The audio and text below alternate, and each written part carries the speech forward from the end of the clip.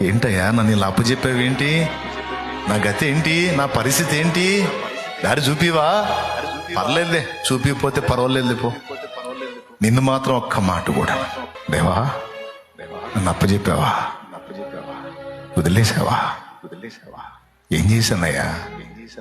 ఎందుకు నాకు ఈ చేదైన అనుభవం?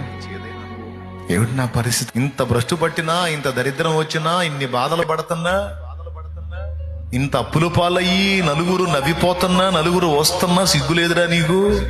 ఇంకా దేవుడు యేసు ప్రభు యేసు ప్రభు యేసు ప్రభు అంటే ఇంకా పుస్తకం ఒకటి తీసుకొని పరిగెత్తుతున్నావు. ఏం బాగుపడ్డావురా? ఏం బాగుపడ్డావమ్మాయి? ఏం దీవించబడ్డావు? నీ బ్రతుకు ఎట్లయిపోయిందో చూసుకో, నీ అవతారం ఎట్ట తగలబడిందో చూసుకో. నలుగురు వస్తున్నారు నిన్ను.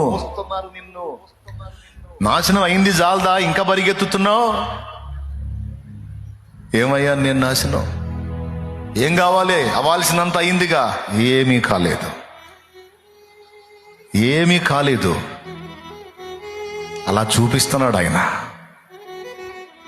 ఏమీ కాదు. రెండింతల మేలు నాకుంది, రెండంతల ఆశీర్వాదం నాకుంది.